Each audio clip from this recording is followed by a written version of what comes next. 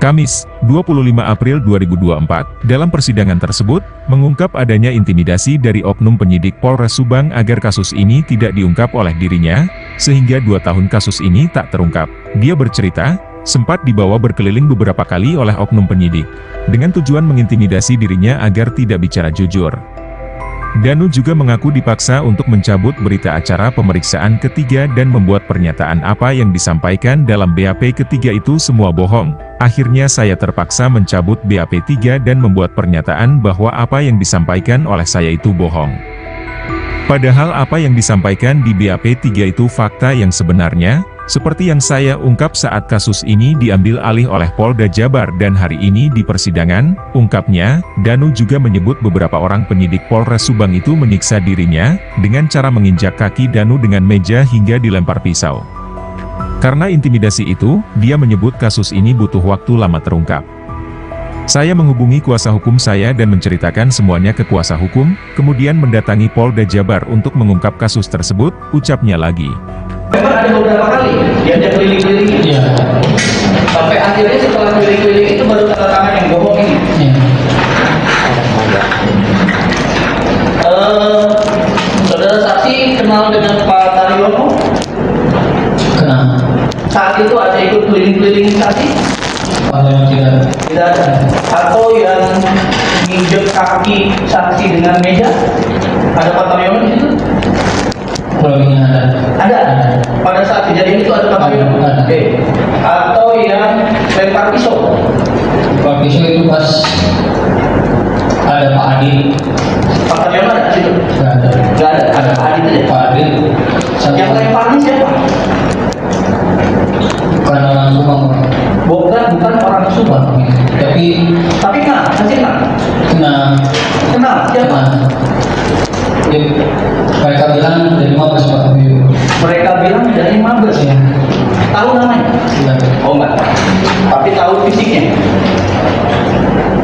Tahu postur tingginya apa?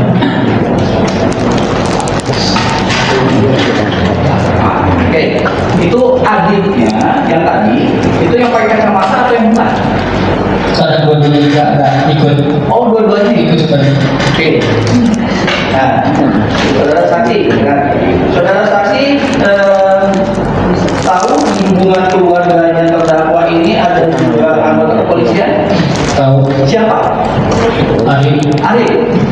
Pada saat proses keliling-keliling dan tanda tangan BAP bohong ini, apakah ada Ari di situ?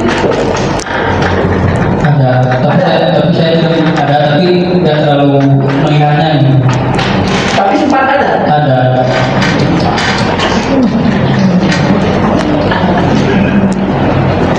Ini saya tegaskan lagi ke saudara saksi ya, posisinya.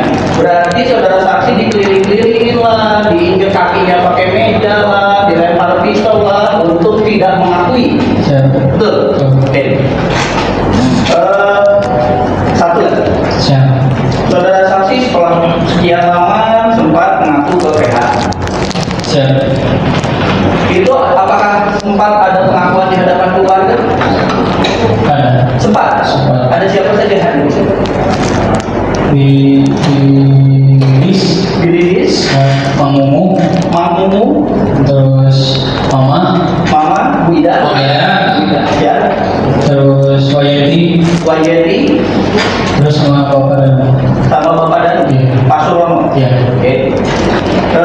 Pengakuan itu apa yang memang diceritakan saksi sekarang di persidangan, atau ada yang dikurangi, ada yang ditambah, ada seperti apa? Yang di persidangan itu.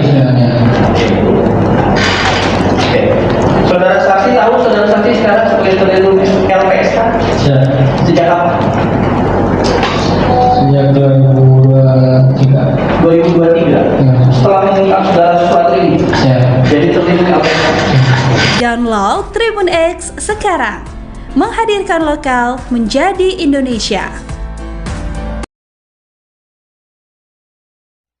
Tersangka kasus Subang Muhammad Ramdhanu alias Danu membuat pengakuan bahwa sempat dibungkam oleh penyidik Polres Subang.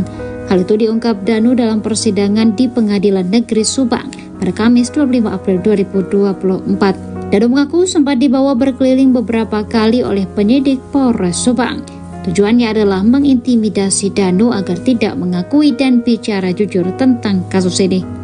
Danu mengaku dipaksa untuk mencabut bab ketiga dan membuat pernyataan apa yang disampaikan ke bab 3 itu semua bohong.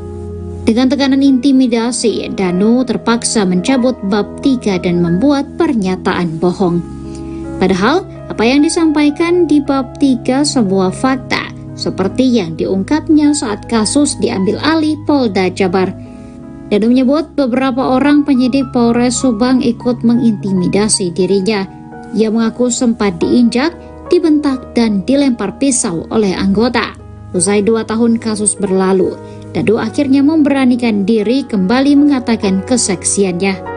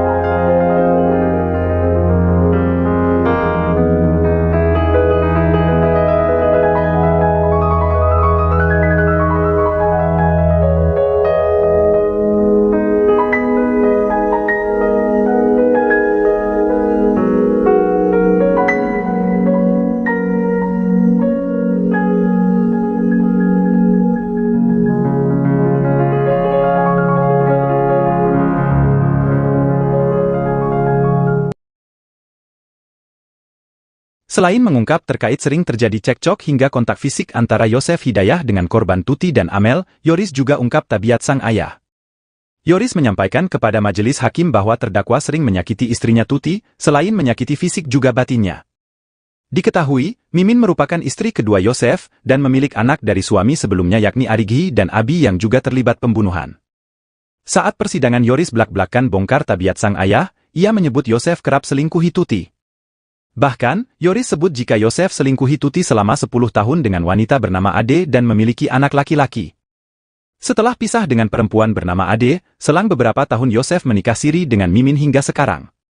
Selama persidangan, terdakwa Yosef terlihat geleng-geleng kepala melihat anaknya dengan penuh emosi memberikan kesaksian di persidangan.